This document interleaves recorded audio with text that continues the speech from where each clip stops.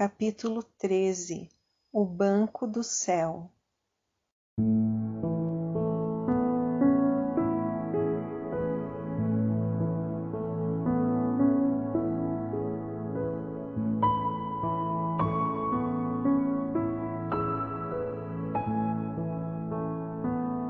Graças a Deus por alguém que esteve disposto a perseverar em oração até Deus enviar a resposta. Mesmo com essa vitória maravilhosa, o meu marido não se satisfez. Ele não queria ver apenas a minha alma salva, mas também a minha vida. Não foi preciso lhe contar a mudança que havia ocorrido, pois ele a podia ver facilmente. Porém, depois de termos conversado sobre isso, ele disse com confiança: agora o Senhor vai também restaurar a sua saúde e levantá-la dessa cama. Quer dizer que ele vai me curar? Perguntei, pois embora ele se tivesse tornado tão real para mim, o conceito de Cristo realizar milagres hoje em dia ainda estava além da minha compreensão. Eu realmente não conseguia ver como uma coisa dessas podia ser possível. Para mim era quase inconcebível. Rebusquei os meus pensamentos e tentei me lembrar se alguma vez tinha conhecido alguém que afirmasse que Deus tinha de fato feito uma coisa assim para ele. Eu não conseguia me lembrar de nada dessa natureza. É claro que ouvira falar das novas seitas de cura, mas simplesmente me agarrar numa promessa da palavra de Deus e confiar plenamente nele para cumpri-la era algo desconhecido para mim. É verdade, eu vira uma demonstração do que acontece ao serem clamadas as promessas de Deus, naquele mesmo quarto, nas orações do meu marido por mim, o que resultou na mudança do meu coração. Sem dúvida que ele clamara as promessas de Deus, que as ouvira e respondera. Mas seria possível essas promessas serem tão reais e práticas em tudo? Será que eu só precisava preencher o meu nome como recipiente de uma promessa e descontá-la no banco do céu? Seria possível que até mesmo a saúde pudesse ser restituída ao se clamar uma dessas promessas e apropriar-se dela? Parecia impossível que o Senhor nos pudesse ter dado um privilégio tão grande e confiado-nos tal poder. Nunca vou me esquecer daquele dia em que na minha consciência uma realidade se fez luz, o fato de que as promessas da Bíblia eram práticas, que podiam de fato ser aplicadas às minhas necessidades do dia a dia. Isso foi uma revelação para mim. Eu agora compreendia o que o Sr. Berg dizia e por que estava tão feliz naquele dia em que veio ao meu quarto e disse: acabei de fazer uma grande descoberta. Agora eu conseguia compreender, pois eu mesma fizera essa descoberta. Sabia agora que Deus falava a sério em cada uma das numerosas promessas dadas na sua palavra e que cumpriria cada uma delas à letra, se a fé estendesse a mão e as clamasse de maneira específica. A palavra de Deus diz: pelas quais Ele nos tem dado grandíssimas e preciosas promessas, para que por elas fiqueis participantes da natureza divina, havendo escapado da corrupção que pela concupiscência há no mundo. 2 de Pedro 1:4. Então, é uma coisa muito séria tanto não perceber as promessas de Deus, como não lhes dar a devida importância, porque através delas é que nos tornamos participantes da natureza divina. Eu nunca teria me atrevido a me escolher uma promessa e apoiar-me nela, esperando que Deus viesse ao meu encontro, porque, segundo os meus conhecimentos limitados sobre fé, elas não passavam de um lindo linguajar das Escrituras, que nunca visou ser levado a sério, nem ter aplicação prática. Infelizmente, acho que eu era como a mulher a quem perguntaram: "Olha, por que você acha que Deus pôs todas essas promessas na sua palavra? Para que servem?" A que ela respondeu: "Ora, para ocupar espaço, suponho." Contudo, acho que se tivesse sequer pensado nisso em dias anteriores, seria mais como a escocesa muito ignorante, que viveu a maior parte da sua vida escondida lá no interior da Escócia. Ela era tão pobre que não podia pagar o aluguel, de modo que tinha que depender da igreja para pagar por ela. Certo dia, quando o pastor da igreja, um homem muito bondoso, lhe trouxe o dinheiro do aluguel, ela disse: "Dona McTrink, peço licença para lhe falar muito francamente sobre uma coisa. E estou certo que você vai compreender. Seus amigos que a ajudam com o aluguel não conseguem entender por que o seu filho não a sustenta. Pelo que sei, ele tem um bom emprego na Austrália, é muito bom rapaz e a ama muito, não é isso?" "Ah, sim", disse a mãe, "e nunca se esquece de mim, pois cada semana me escreve uma carta muito amorosa. Gostaria que o senhor visse uma de suas cartas." Curioso por saber mais desse filho que amava tanto a mãe e, no entanto, a deixara sem sustento, o pastor disse imediatamente que gostaria muito de ver algumas das cartas.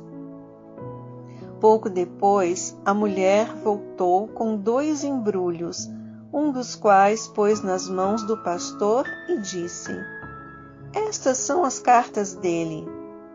O pastor desatou o fio desbotado que as prendia quando ela lhe disse: "Com cada carta, sempre me envia uma linda gravura.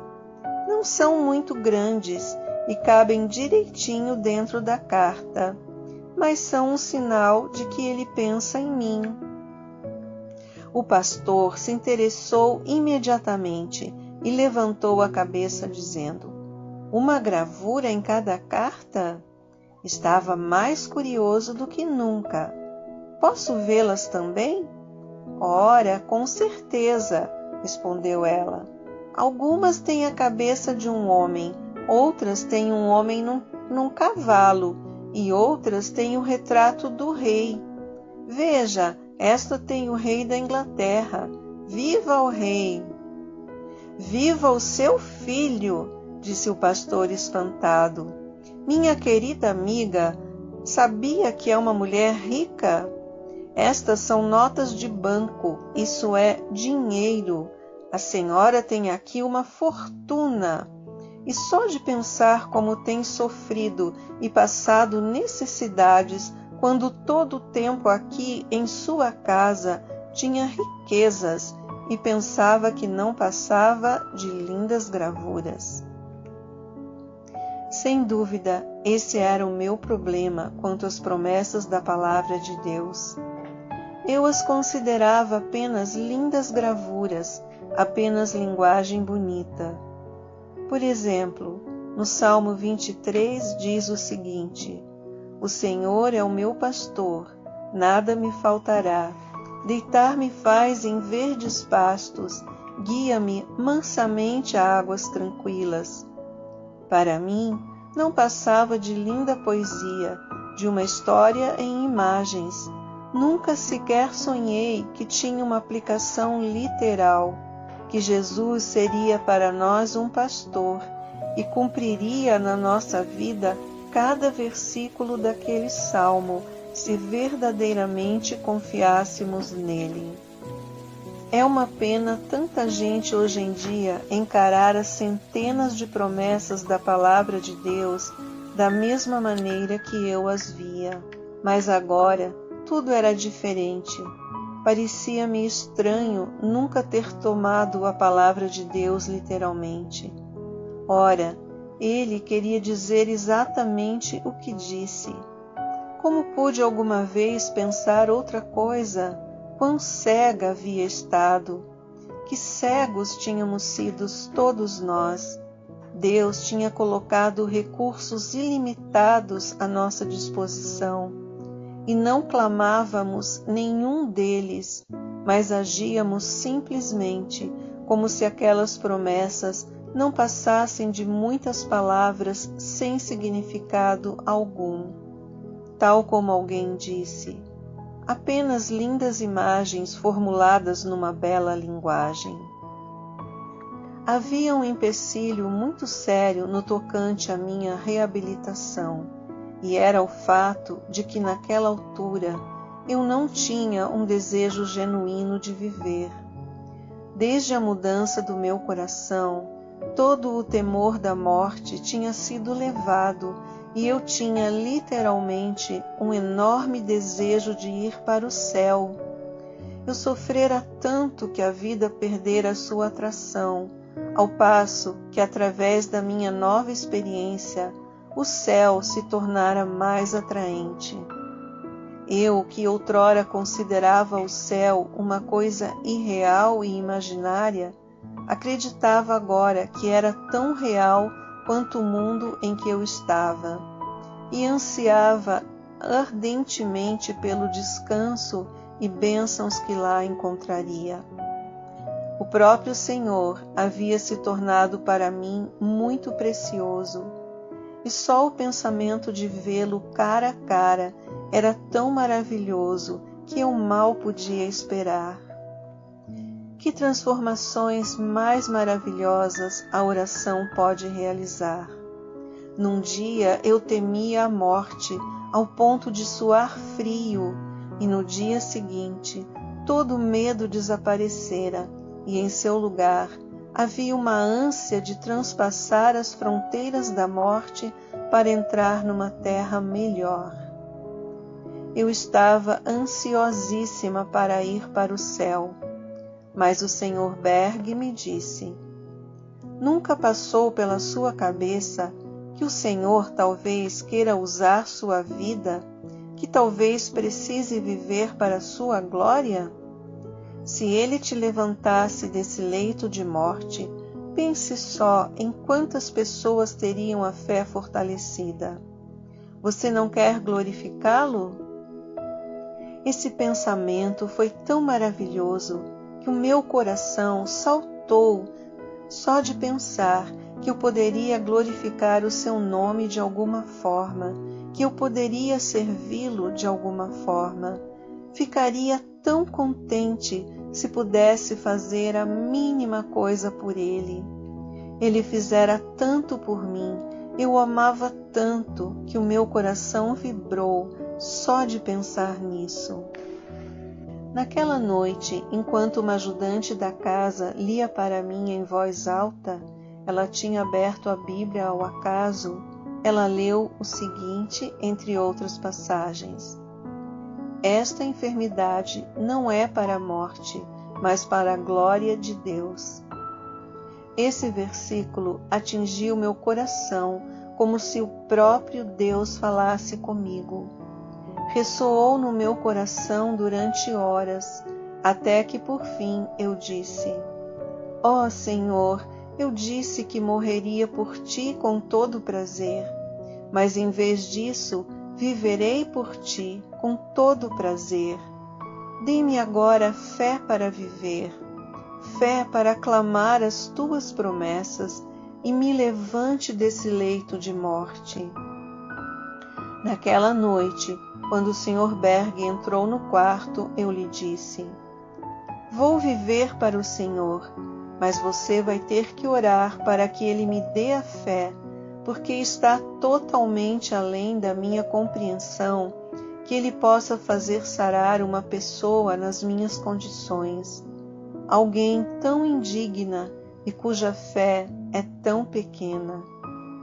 Oh, sem dúvida que Ele, para mim, era verdadeiro e precioso, mas pensar que faria um milagre assim hoje em dia era um verdadeiro salto de fé, além de tudo o que eu conseguia conceber.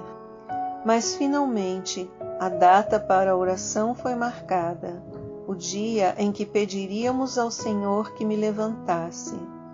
O Sr. Berg acreditava em ser muito específico. Disse muitas vezes: Deus tem sido específico conosco, tem nos dado promessas concretas sobre as quais nos firmamos, declarando-as em termos muito exatos, e nós vamos ser específicos com Ele. Iremos preparar os nossos corações especificamente, clamar especificamente algumas promessas, e depois, numa data específica, encerraremos a transação e a consideraremos como realizada definitivamente. Durante esses dias de espera, eu adormecia memorizando promessas e acordava repetindo-as. Eu queria tanto ter fé, o tipo certo de fé, e tão grande quanto eu pensava ser necessário para receber do Senhor uma coisa tão maravilhosa. Queria fazer a minha parte. Se eu soubesse naquela altura que a fé que recebe coisas de Deus não é algo muito grande, é simplesmente acreditar no que diz. É simplesmente acreditar no que Deus diz.